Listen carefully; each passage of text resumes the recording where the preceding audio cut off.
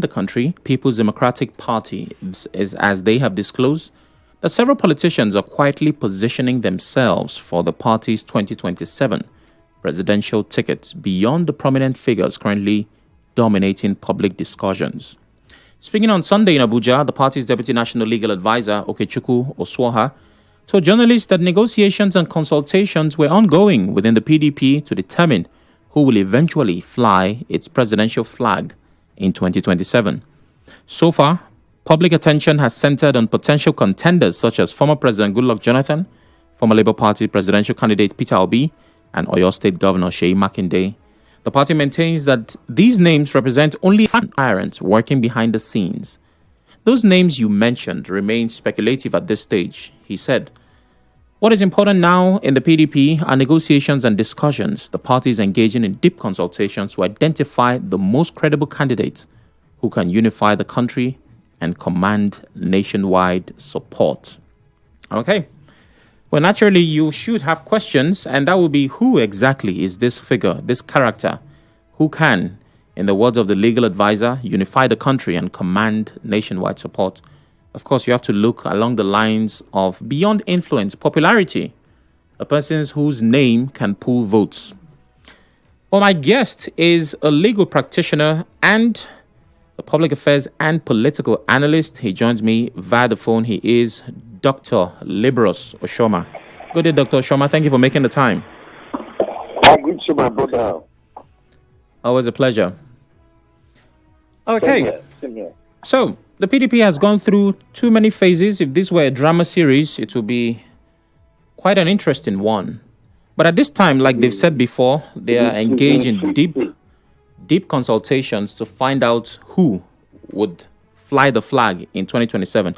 And of course, but out of personal curiosity about Obi and Jonathan. Yeah, thank you very much, my brother.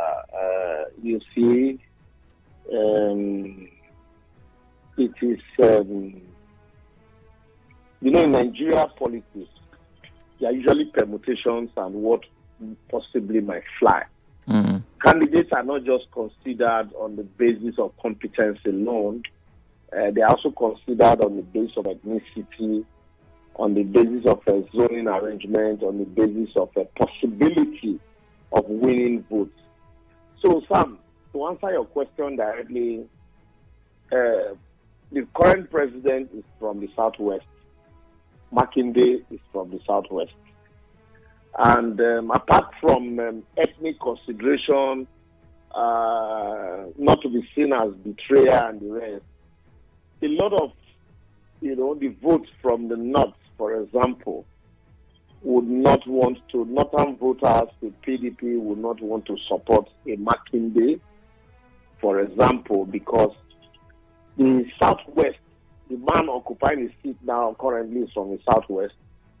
And the fear would be that if a Southwesterner wins the election in 2027, instead of having to wait for just 4 years of the Southwest, another 4 years of the Southwest, so that another party, another zone can have a shot, a fresh Southwesterner would mean 8 years, prospective 8 years for that zone. Mm. So, which was what happened to Buhari Atiku in 2023, where a lot of people felt, look, if Atiku wins the election in 2023, that would mean, or 2019, that would mean a Fulani continuing in office even after Fulani has done 4 years of Buhari.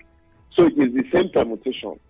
That's why mainly Makinde is not in the reckoning. And then also, remember, we had this discussion earlier, when Amechi left the PDP in 2014 and moved to APC, a lot of people in Port Harcourt and the South saw him as a betrayer of his own brother.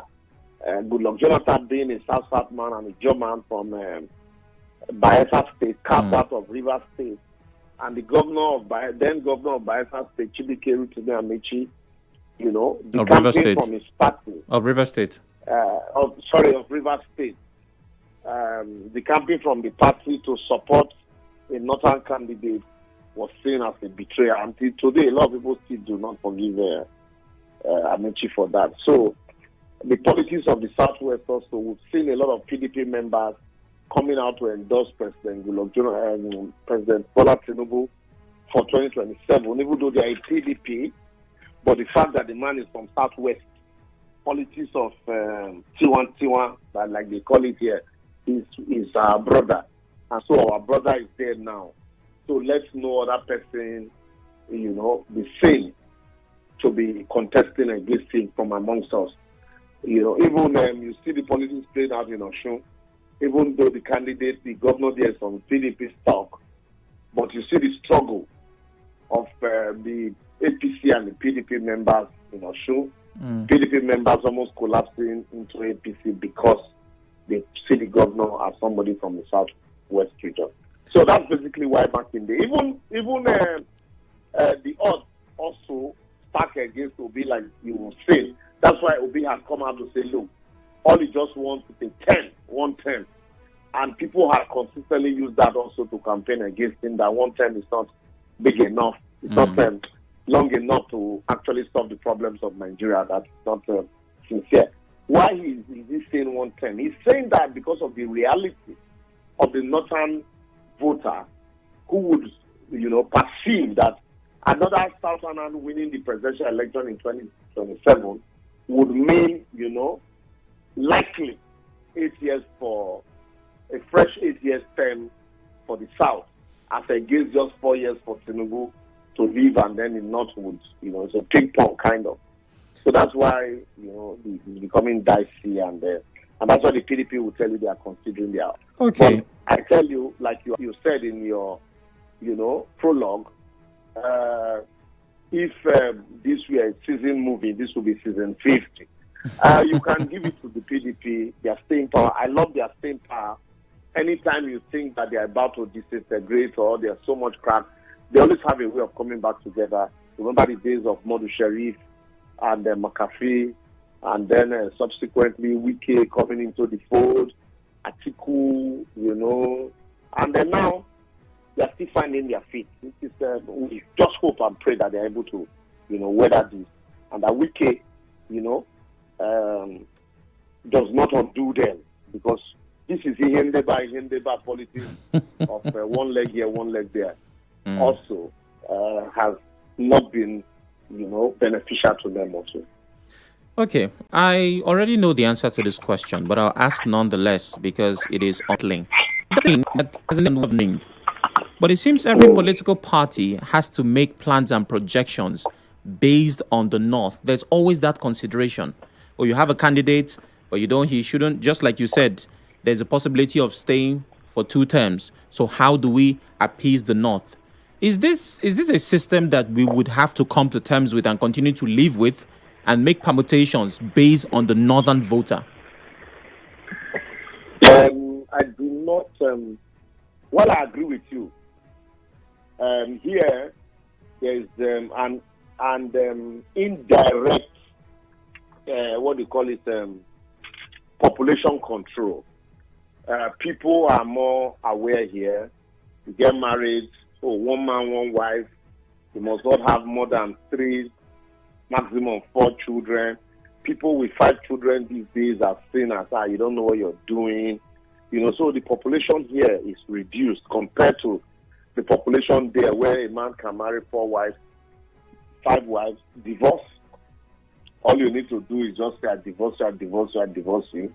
And then you take the next one, you have 6 children by her, and 4 here, 7 there, and So we can't shy away from that fact that apart from just the landmass, there's so much population there, even though a lot of them also are gravitating towards the south.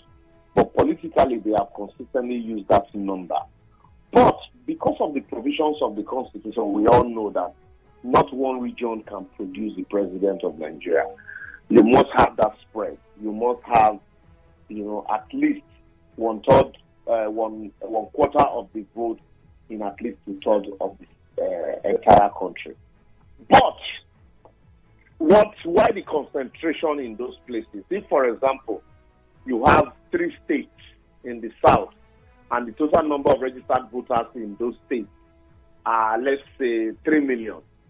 and then one state in the north, total number of registered voters, 4 million. You would want to concentrate in that state, that one state that would give you 4 million votes. Yeah. And then all you now need is just that fraction of votes that you need from these other 3 states here. Because at the end of the day, it is the numbers that people are looking at. So that's why some persons also have advocated that there's need for us to actually look at this structure, the federal system that we practice, and actually, do a proper census using technology to actually determine how many we are, what's the number. Because people can give birth in the north, but at the end of the day, they come to find a livelihood in the south. It balances itself out.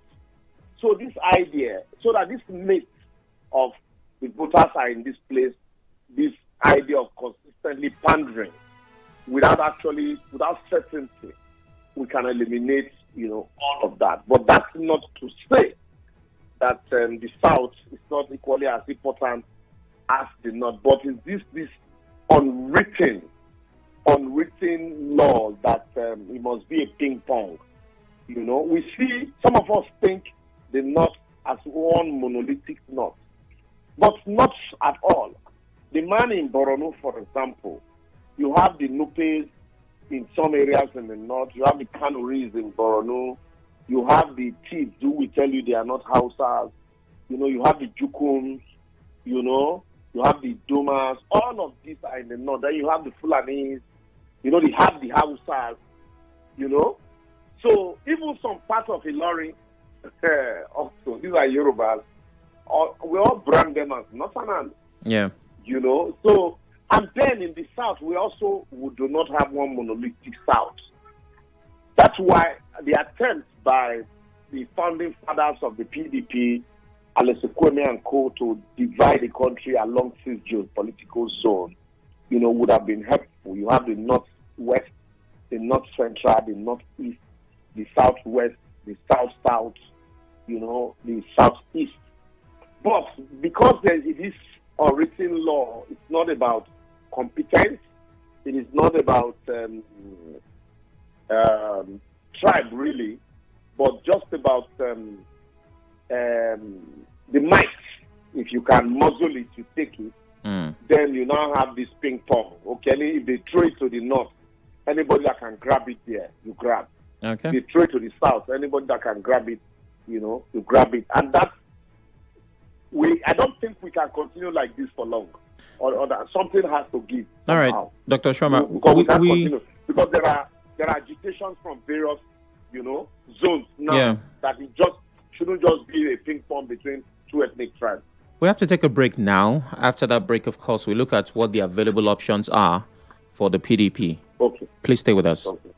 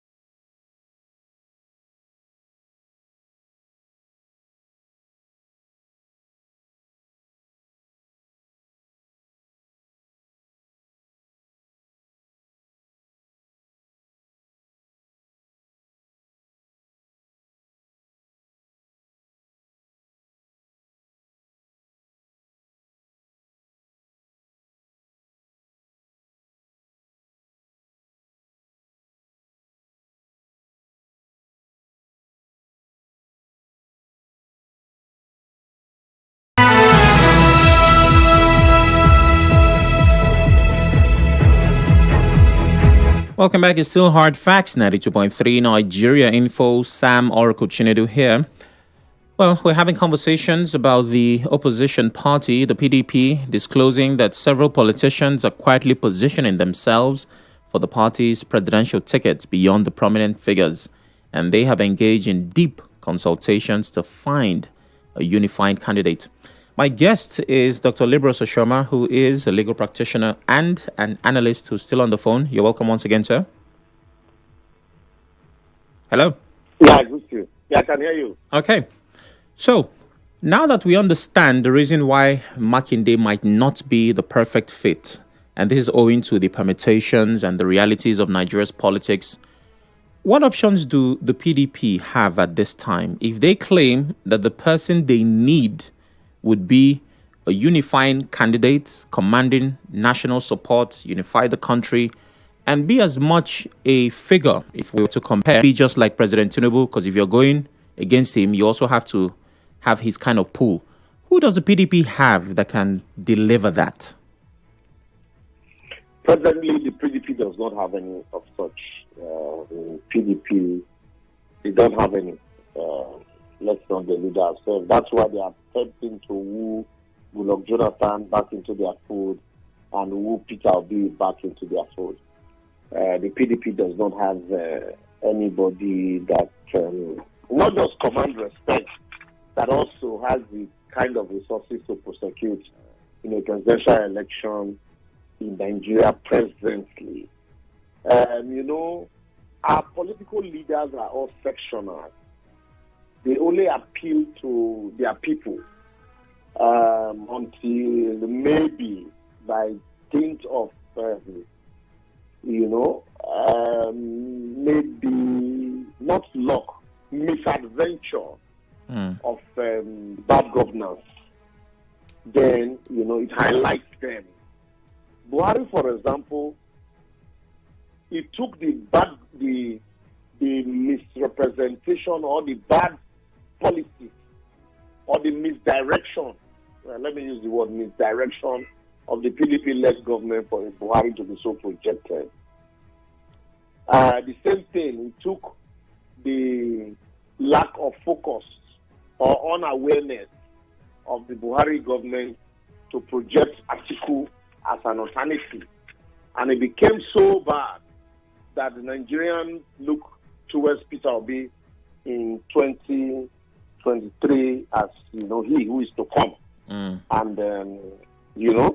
so we really don't have the picture they are painting. There are no leaders in Nigeria with such outlook that you can, even from the First Republic, and that's why I believe that there's really no country like Nigeria. What we have are sectional leaders parading as national leaders until they get into office, it expose their sectionality. So, but that said, there are key persons in, like we have seen, the suffering in Nigeria tend to unite the voters somehow. So, to find out that after election, if the candidate is not doing well, then they begin to propose another candidate. You can imagine if somebody had told you that someday Goodluck Jonathan will be this popular again among the same politicians that betrayed him, or the people saying, "Oh, bring back Jonathan, it might probably be better." You won't have believed. So, and even though he also does not enjoy that attention, that image of a unifier, because there are still some people that still have their doubts about his performance in office, and that considering the structure of Nigeria. Also, you look at the person of Peter Obi also.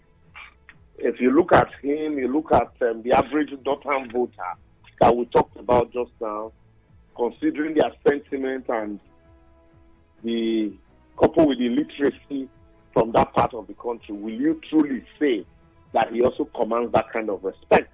But if you look at the middle belt, look at the south, and look at south, by south, I mean both southwest and southeast, you would say that yes, he appeals to a lot of young voters who are largely the population of the country, who form the bulk of the voters. He appealed to a lot of them, So if the PDP are able to woo somebody like that, then you can say that, yes, all they would just need would be, a credible candidate from the north who should be able to also give the like of Atiku and Tinubu, a run for their money. But if the PDP is able to bring back somebody like Atiku and Peter Obi together, for example, in the next election, which is a doubt, it's a practical impossibility, considering the ambition of Atiku. If they're able to bring those two candidates,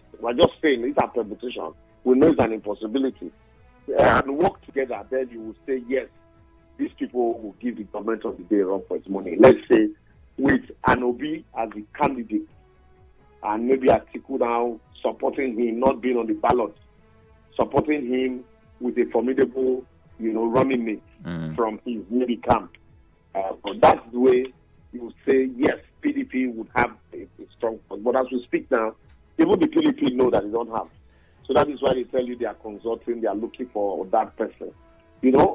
For me, listening to the legal advisor, it's almost like you're setting an impossible task for yourself.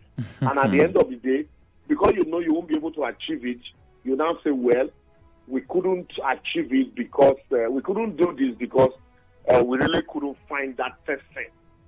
Why don't you get somebody and then pull your weight and your structure together to project that person instead of looking for the person that will project PDP for you?